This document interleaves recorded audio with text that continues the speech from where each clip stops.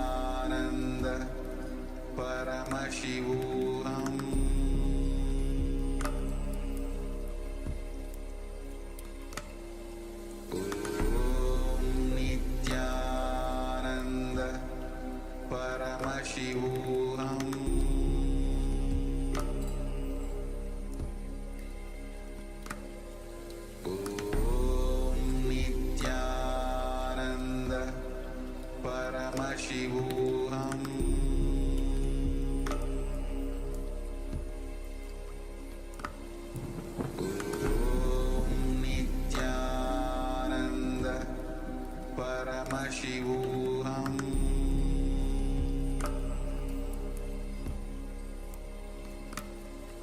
Om Nithyananda Paramashivoham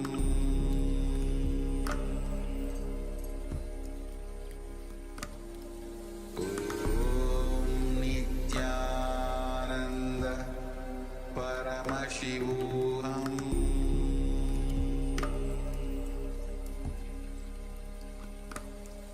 Om Nithyananda Paramashivoham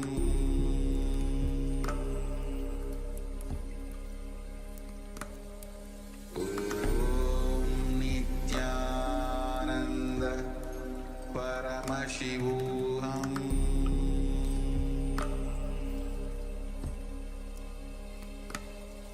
Om Nithyananda Paramashivoham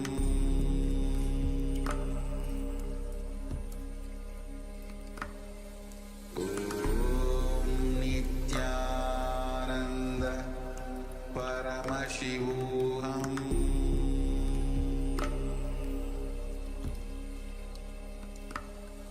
Om Nithyananda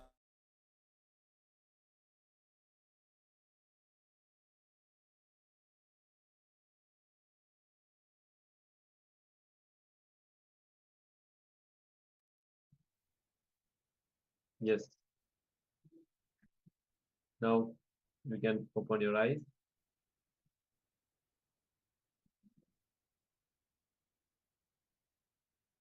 Slowly open your eyes with deep gratitude towards Swamiji. Whatever Swamiji reveals through the third eye, you can put it in the chat so that we can help you in the power manifestation.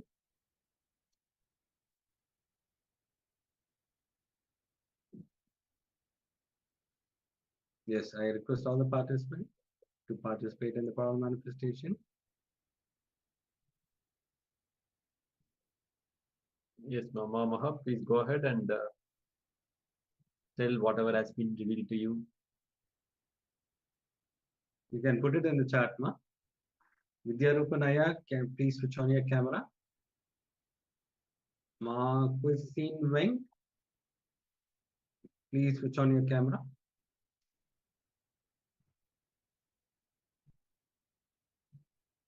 Yes, how was the power manifestation? Can you please share your revelations, Vidyarupanaya?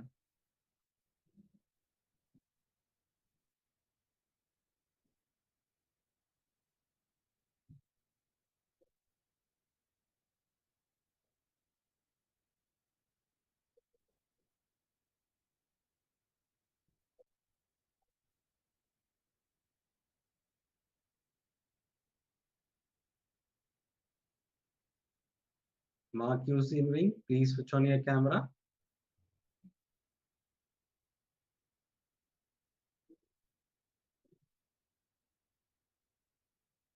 Yes, Aya, you can share whatever been revealed through the third eye.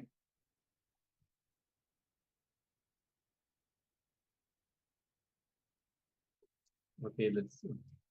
So now we are going to project the image.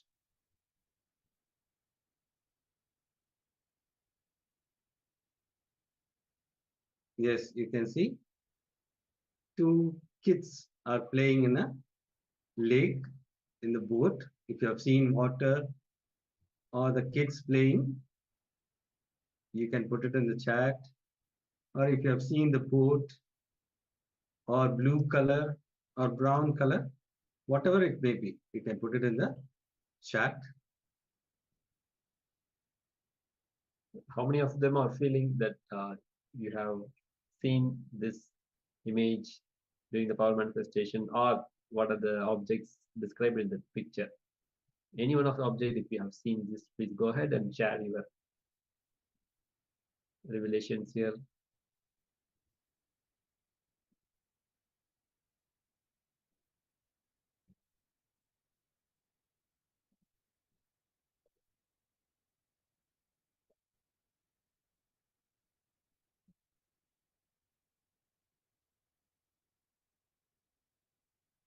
Okay, now let the participants keep sharing their revelations.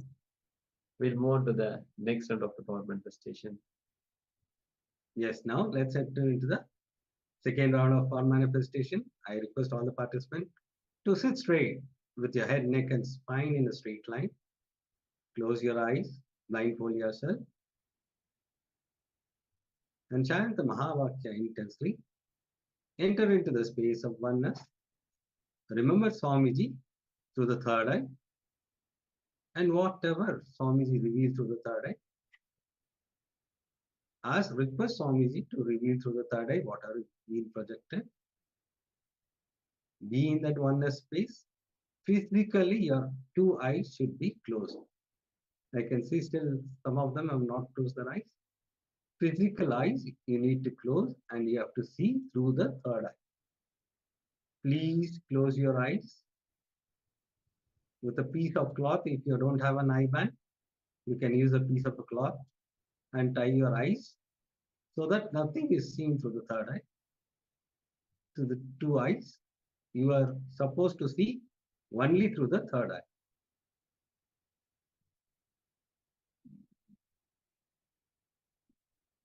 Intensely chant the Mahavakya. Om Nithyananda Paramashivoham.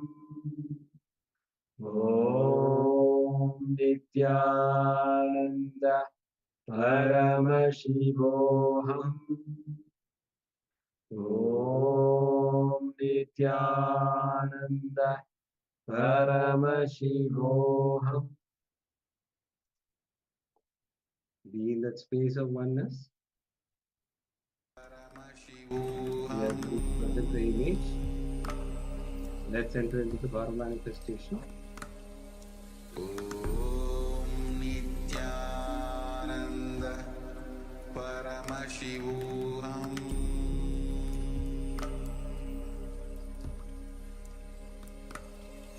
Om Nithyananda Paramashivoham.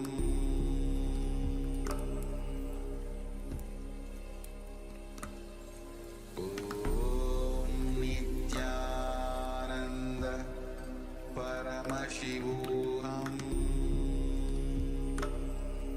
Paramashivoham. Om Nithyananda Paramashivoham. Om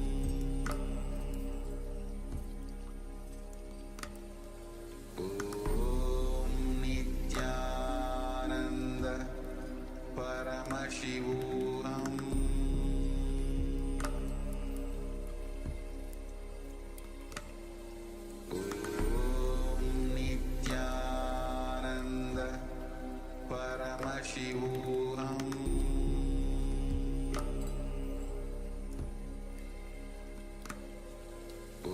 Om Nithyananda Paramashivoham.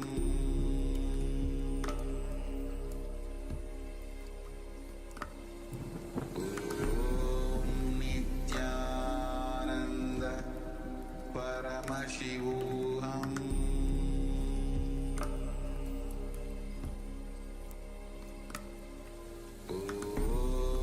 Nithyananda Paramashivoham.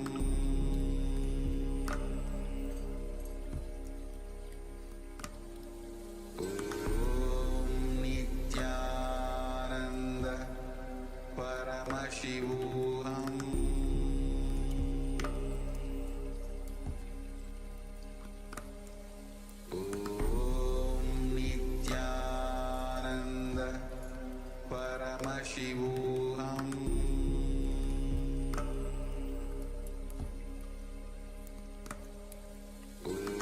Om Nithyananda Paramashivoham.